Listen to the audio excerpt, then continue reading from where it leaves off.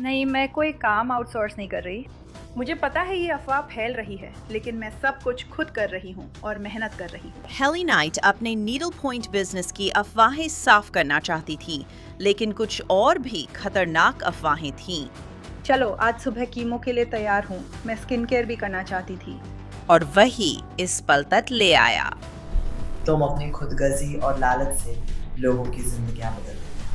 मैं एंजनेट लेवी हूँ और ये लॉ एंड क्राइम है।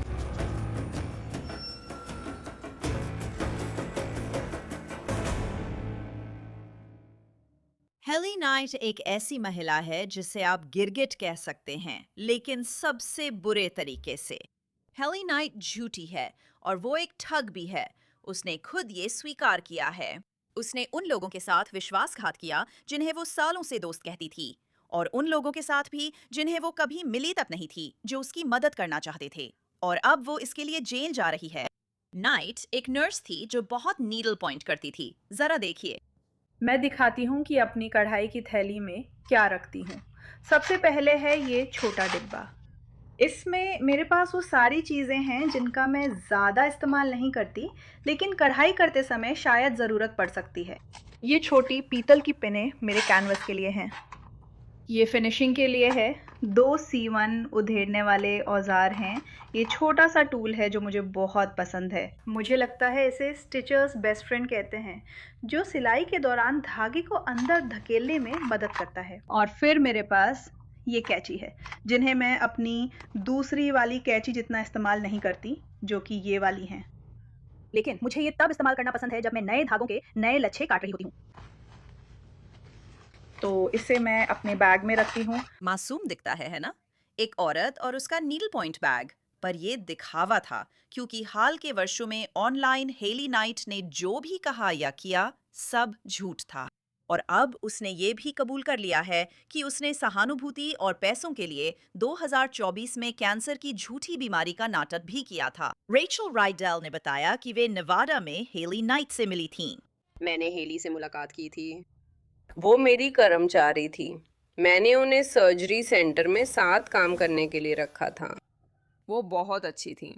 उनके पति चार्ल्स भी वहीं काम करते थे और दोनों बहुत अच्छे साधारण जोड़े थे। उन्होंने बताया कि वो इंटरनेट मार्केटिंग करती है, जबकि मुझे इंटरनेट की ज़्यादा समझ नहीं है। उन्होंने कहा कि उनके पास लाइक टू नो से छूट है और शुरू में वो अपने पर्स बेच रही थी। अब मैं उन ईमेल्स में से कुछ यहाँ जोड़ूंगी। यहाँ वो पूछती हैं कि क्या मैं पर्स खरीदना चाहती हूँ। फिर वो जल्दी से अपनी छूट और यहाँ रोलेक्स की छूट बताकर पूछती हैं कि मैं चाहती हूँ या नहीं, और तारीख कंफर्म करती हैं। मैंने उनसे पूछा कि ये कैसे काम करता है। इन सब के बावजूद वो अभी भी सर्जरी सेंटर में काम कर रही हैं, और मुझे याद है कि जब वो बैठने से उठती थी तो ऐसे दिखाती थी जैसे उन्हें बहुत तेज कमर दर्द हो रहा हो, और कहती थी कि वो डॉक्टर के पास जा रही हैं एमआरआई और स्कैन करवाने, ताकि पता चल सके कि उन्हें क्या समस्या है। और जिस दिन मैंने उन्हें पैसे भेजे, उसके अगले ही दिन उन्होंने काम करना बंद कर दिया। कुछ हफ्तों बाद उन्होंने एक गो फंड मी पोस्ट किया जिसमें कहा कि उन्हें अग्न्याशय का कैंसर है। अग्न्याशय का कैंसर बहुत गंभीर होता है और इसकी मृत्यु दर सबसे अधिक होती है, क्योंकि इसका पता आमतौर पर अंतिम चरण में चलता है। ये वही गोफंडमी है जो हेली नाइट ने शुरू किया। वो खाता अब कुछ समय से निष्क्रिय है। हेली नाइट ने अपने कैंसर डायग्नोसिस पर कई लोगों से झूठ बोला और टिकटॉक पर भी पोस्ट किया। चलो, आज सुबह कीमो के लिए तैयार होते हैं। मैं थोड़ी स्किन केयर करना चाहती थी। मैं आम तौर पर ज़्यादा तैयार नहीं होती, लेकिन आज थोड़ा अच्छा महसूस करना चाहती थी।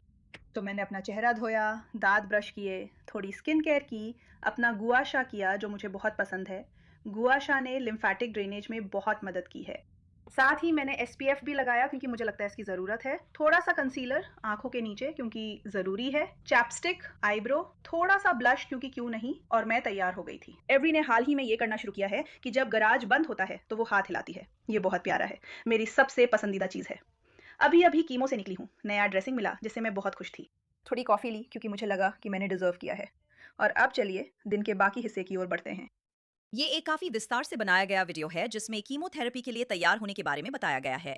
लेकिन हेली नाइट के साथ धोखा सिर्फ कैंसर डायग्नोसिस तक सीमित नहीं था, हालांकि ये इसका सबसे भयानक हिस्सा था। उसके पीड़ितों का कहना है कि उन्होंने वास्तव में हजारों डॉलर गंवा दिए क्योंकि हेली ने उन्हें यात्राओं और नौकरियों का वादा किया था।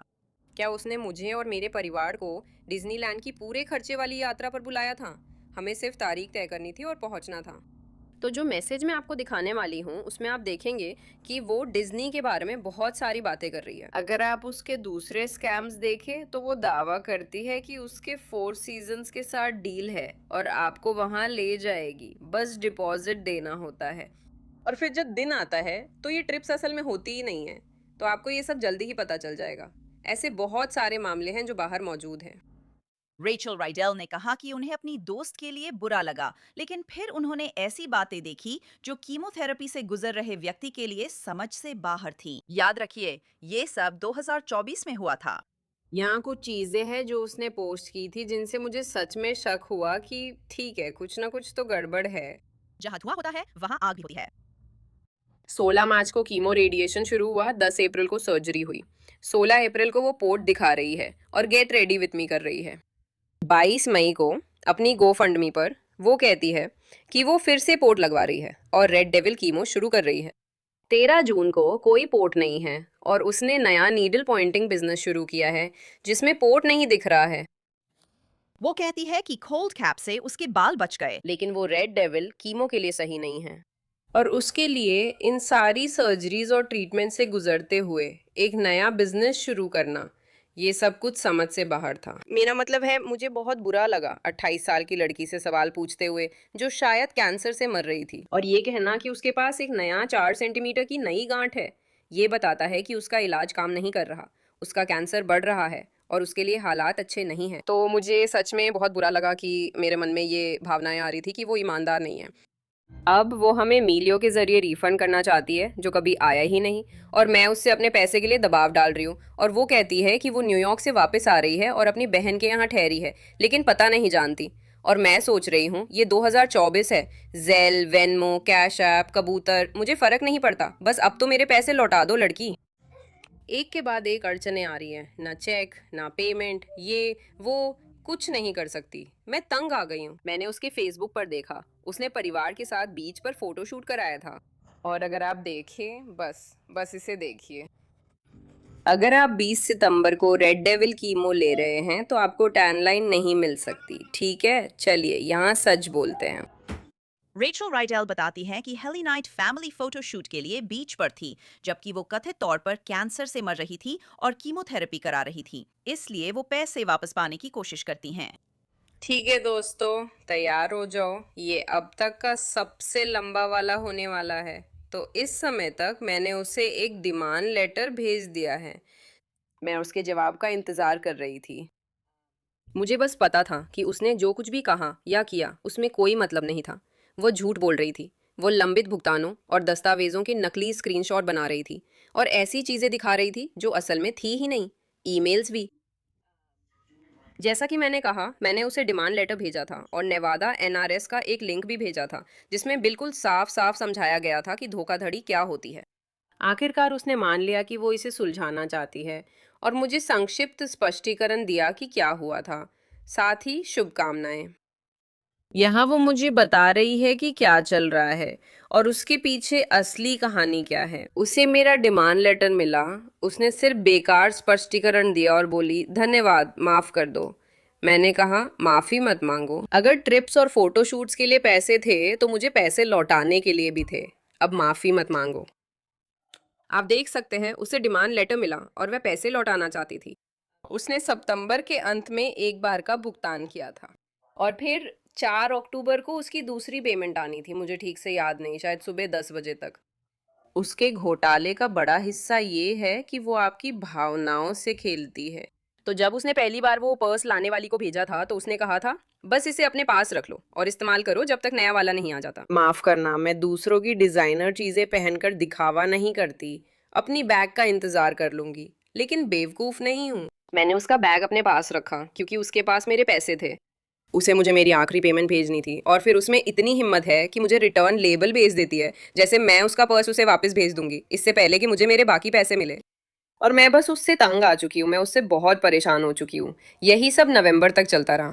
उसमें इतनी हिम्मत है कि मुझे सीज़ एंड डेसिस्ट भेजती है जब मैंने टिकटॉक पे केस फाइल के बाद की बात पोस्ट की। अब मैं आखिरी कुछ मैसेज दिखाऊंगी ताकि आप देखें ये सब कैसे ख़त्म होता है। हेली नाइट का ताश का महल ढह गया। उसने नेवादा में चोरी के एक क्लास सी फेलनी आरोप में दोषी होना स्वीकार किया। वो सजा सुनाए जाने के लिए अदालत पहुंची, जहां पीड़ितों ने उसके द्वारा दिए गए दर्द का जिक्र किया। माननीय जज, मैं कोरी किंग हूँ।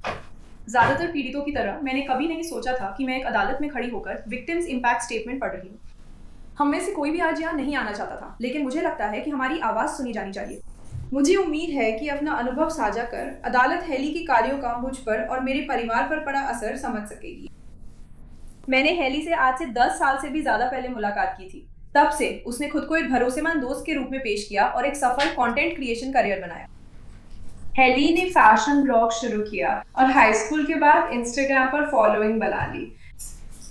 वो ब्रांड्स और होटल कंपनियों से काम करने की बात करती थी। हैरी और उनके पति चार्ल्स रजिस्टर्ड नर्स के रूप में बहुत कम घंटे काम करते थे। हैरी ने कहा कि उनका कंटेंट क्रिएशन करियर अच्छा चल रहा है और उन्होंने कई ब्रांड से संबंध बनाए हैं। उस जीवन के आधार पर जो हैरी ने दिखाया और जिस आत्मविश्वास के साथ वो बोलती थी, मुझे उन पर शक करने की कोई वजह नहीं थी। अब मुझे पता है कि हैरी ने जो कुछ भी मेरे सामने पेश किया था, उसका बहुत बड़ा हिस्सा झूठ था। हैरी ने महीनों तक खुद को 4 सीजन्स होटल की प्रतिनिधि बताया। ये सब तब शुरू हुआ जब हैरी ने खुद को 4 सीजन्स की प्रतिनिधि बीट्रिस एडम्स बताया। कोरी फिंक ने जज को बताया कि हेली, जो खुद को बीट्रिस एडम्स बता रही थी, ने कहा कि 4 सीजन्स कंटेंट क्रिएटर्स हायर करना चाहता है। कोरी ने कहा कि वह और उनकी बहन उन वादा की गई यात्राओं का इंतजार करती थीं, लेकिन योजनाएं हमेशा विफल हो जाती थीं। जब कुछ समझ नहीं आता, कोई ना कोई सफाई मिल जाती थी। निराशा, उलझन और आंसुओं के बाद हेली, सिडनी और मैंने वकील लेने पर चर्चा की। हेली ने एक स्थानीय वकील सुझाया जिससे उसके करीबी संबंध होने का उसने दावा किया और जो पहले भी उसकी ओर से पेश हो चुका है। बाद में हमें पता चला कि जिन संदेशों को हम एक कानूनी टीम से आया हुआ मान रहे थे, वे असल में खुद हेली भेज रही थी। ये धोखे की एक और परत थी। अब जब मैं पीछे मुड़कर देखती हूँ तो जो बात मुझे परेशान करती है वो ये है कि ये सब कुछ कितना विस्तार से किया गया था। ये केवल नाम नहीं थे, इन लोगों की अलग पर्सनालिटी, पद, स्पष्टीकरण और लगातार बातचीत भी थी। वहाँ डाउन फीस के साथ कॉन्ट्रैक्ट्स और साइन किए गए अग्रीमेंट्स थे और हमने लीगल टीम से भी बात की थी। आज भी मैं नहीं समझ पाती कि इसमें कितना प्रयास लगा था। हर बार जब कुछ समझ नहीं आता था तो कोई स्पष्टीकरण, दस्तावेज, व्यक्ति या वजह मिल जाती थी विश्वास बनाए रखने की। झूठ कभी खत्म नहीं होते थे। ये पूरा मनोवैज्ञानिक नियंत्रण और भावनात्मक शोषण था। एक बार मेरे भाई ने हेली की मंशाओं पर शक किया था। जब मैंने उसे मैसेज किया तो उसका यही जवाब था, मैं अब बर्दाश्त नहीं कर सकती। मैं उसे दोष नहीं देती, सबके लिए तनाव है, मैं समझती हूँ, पर मुझे सबको साबित करने का तनाव बुरा लगता है। फिर भी कोई सोचता है कि मैं जानबूझकर सबको इस तकलीफ में डालना चाहूँगी। अब ये मैसेज डरावना लगता है क्योंकि हेली जानती थी कि वह मेरे परिवार और मुझ पर कितना आघात डाल रही है, फिर भी उसने धोखा दिया। आर्थिक असर ने मेरी जिंदगी बदल दी क्योंकि मैं हेली पर यकीन कर रही थी। मैंने अपनी नौकरी छोड़ दी। मैंने अपने भविष्य के बारे में ऐसे फैसले लिए जो मुझे लगा कि असली मौके हैं। जब सब कुछ बिखर गया तो मैं अपने बिल भी नहीं चुका पाई। मुझे हमेशा के लिए नेवाडा वापस अपने घर जाना पड़ा और परिवार के सदस्यों पर निर्भर रहना पड़ा। मैंने सिर्फ गुजारा करने के लिए अपने प्रियजनों से पैसे उधार लिए। मैंने वो सब कुछ खो दिया जो मैंने अपने लिए बनाया था। लेकिन कोरी फिंक कहती हैं कि यह तो सिर्फ हेली नाइट द्वारा उनके विश्वास के साथ किए गए विश्वासघात का एक हिस्सा था। अब जब मैं पीछे देखती हूँ तो दुख होता है कि मेरी दयालुता और विश्वास का कई बार फायदा उठाया गया, फिर कैंसर का पता चला। हेली ने मुझे बताया कि उसे पैनक्रियाटिक कैंसर है। मैं पूरी तरह टूट गई थी। मुझे याद है कि मैं रो रही थी और मुझे याद है कि वो भी रो रही थी और मुझे बता रही थी कि वो कितनी डरी हुई है। मैं भी डरी हुई थी। मुझे सच में लगा कि मेरी दोस्त मरने वाली है। मैंने उसके लिए दुआ और चमत्कार की उम्मीद की।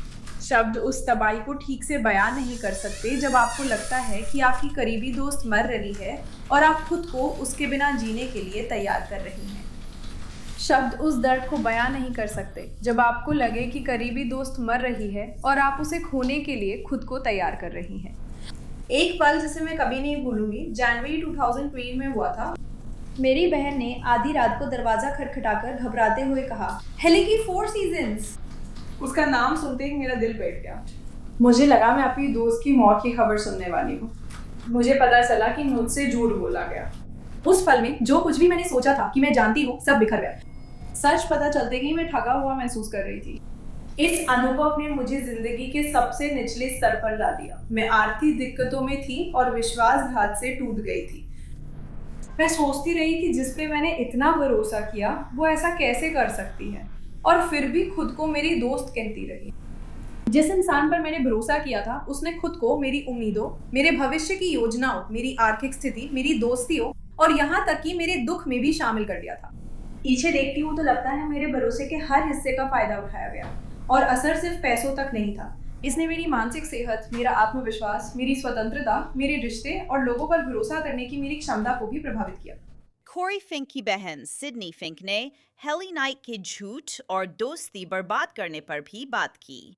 हम हेली को 15 साल से ज्यादा समय से जानते हैं। हम साथ हाई स्कूल और एक ही ग्रुप में थे। समय के साथ हमारी दोस्ती बहुत गहरी हो गई। जब हम सब माता पिता बने तो हमारी दोस्ती और भी मजबूत हो गई। हमारी बेटियां सिर्फ 1 महीने के अंदर से पैदा हुई थी और हमने हेनी और उसके परिवार का अपने घर, अपने परिवार और अपनी जिंदगी में बिना किसी हिचकिचाहट के स्वागत किया। इसीलिए हमने उसकी नीयत पर कभी सवाल नहीं उठाया। 2023 में हेनी ने हमें 4 सीजन्स के लिए कंटेंट क्रिएटर बनने का शानदार मौका दिया, जो सपने जैसा था। काले बेडसाइड नर्सिंग छोड़ सकते थे और मैं अपने फोटोग्राफर अनुभव का नया इस्तेमाल कर सकती थी। हम एक परिवार के रूप में मिलकर कुछ सार्थक बनाने के लिए बहुत उत्साहित थे। उसने हमारे सपनों के बारे में पूरी तरह पता था और उसने उन्हीं सपनों का हमारे खिलाफ इस्तेमाल किया। उसने हमारे भरोसे को जीतने और हमारा पैसा लेने के लिए उन्हीं सपनों का इस्तेमाल किया।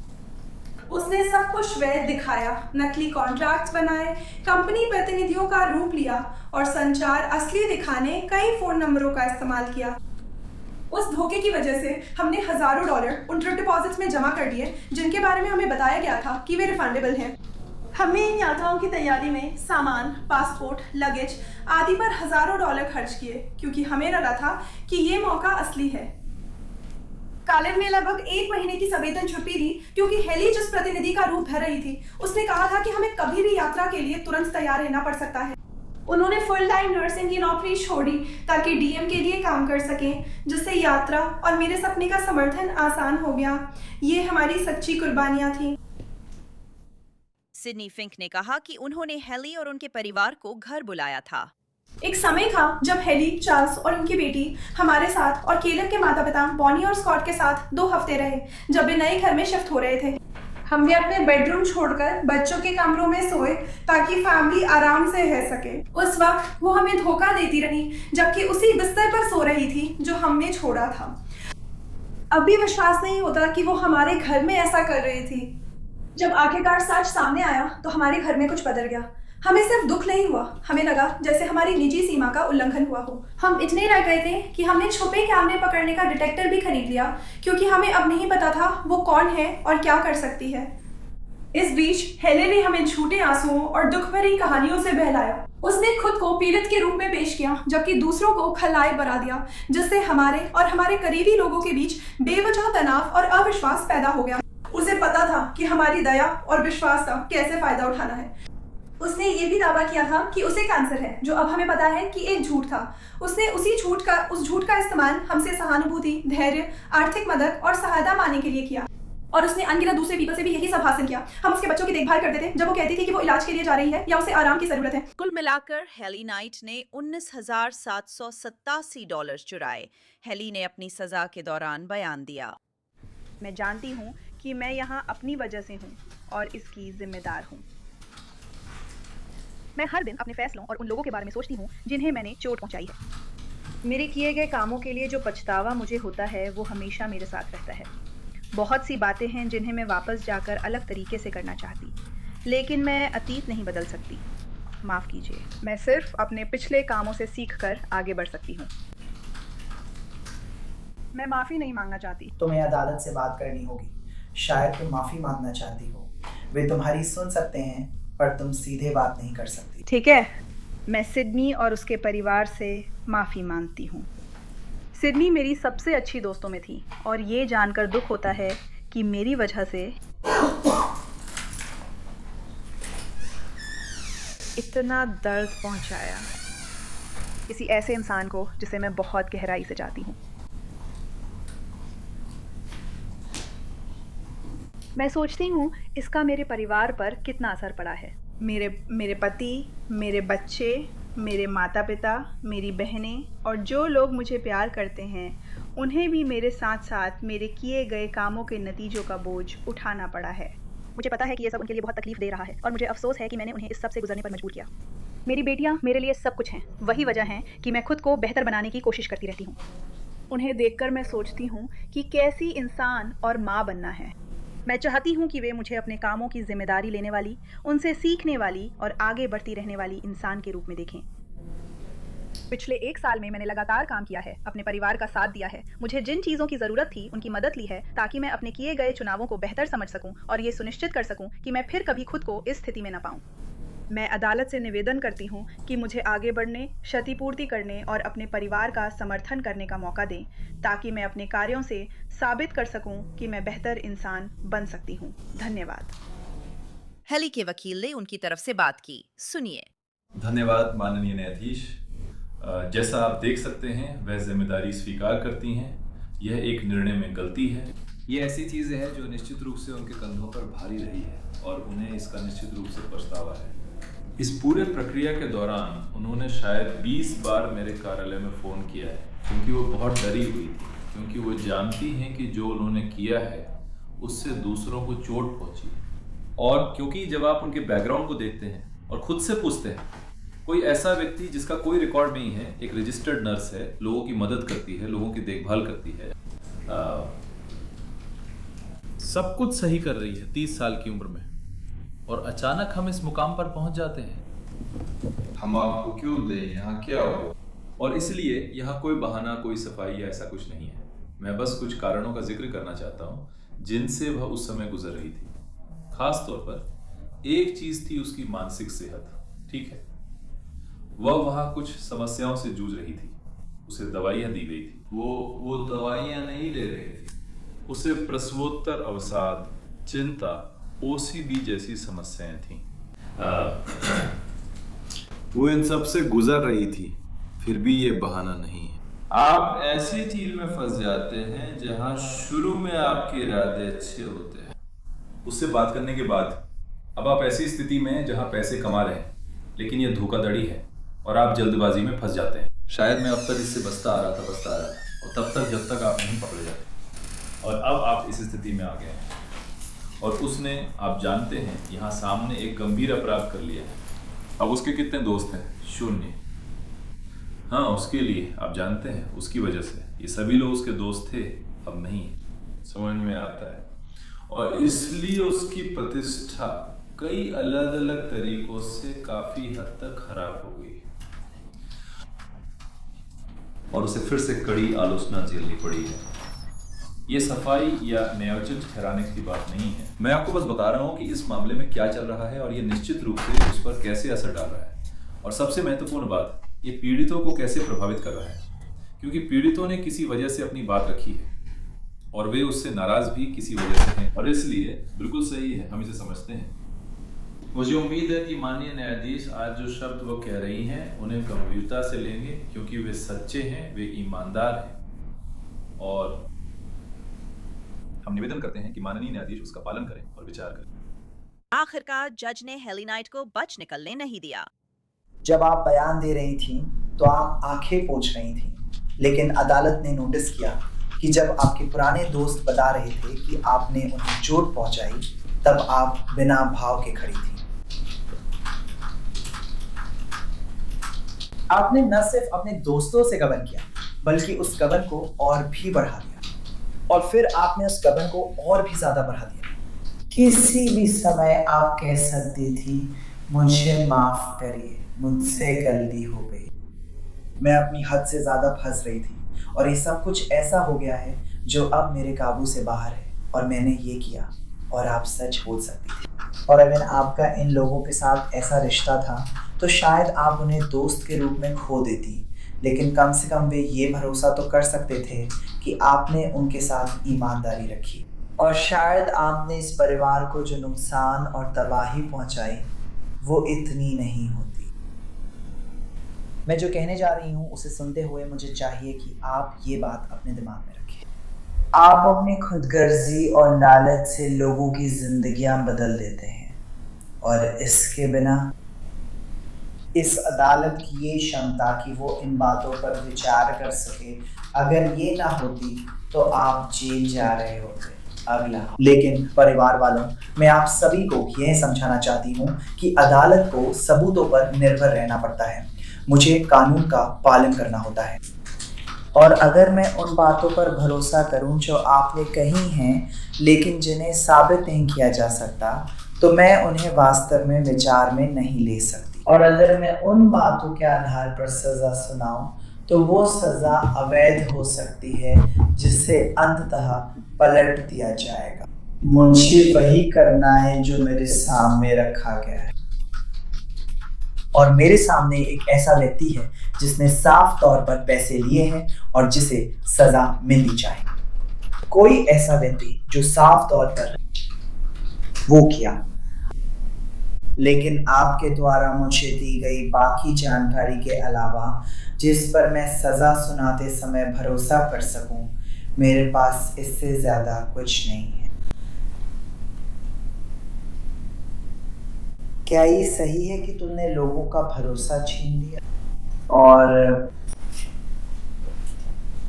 एक नर्स के रूप में अपनी स्थिति के कारण, और यह एक श्रेणी सी का अपराध होने के कारण, मैं चाहती हूं कि परिवार यह समझे कि बहुत अधिक संभावना है, जबकि आप सभी को लगता है कि सिर्फ पैसे वापस करने से उस पर कोई असली परिणाम नहीं होगा, लेकिन उसके रिकॉर्ड पर श्रेणी सी का अपराध होना एक परिणाम होगा। उसके रिकॉर्ड पर श्रेणी सी का अपराध होने के कारण उसका नर्सिंग लाइसेंस संभवतः छिन जाएगा। जज हेली को प्रोबेशन देने वाली थी, लेकिन फिर उन्होंने अपना मन बदल लिया। जितनी देर मैं यहाँ बैठी रही, मैं बस इससे ज्यादा कोई सजा होनी चाहिए। सिर्फ तुम्हारे उसे चुकाने से बात नहीं बनेगी, बस होनी चाहिए। 30 दिन मुझे सही लगते हैं, और मुझे पता है कि परिवार को ये ज्यादा समय नहीं लगेगा, लेकिन मैं ये कह रही हूँ कि जब तुम लोगों का भरोसा लेते हो और उससे तोड़ते हो, तो उसकी कोई सजा होनी चाहिए। ये सिर्फ तुम्हारे पैसे लौटाने या तुम्हारे रिकॉर्ड पर अपराध दर्ज होने से कहीं ज्यादा है जो तुम्हें बर्बाद कर सकता है।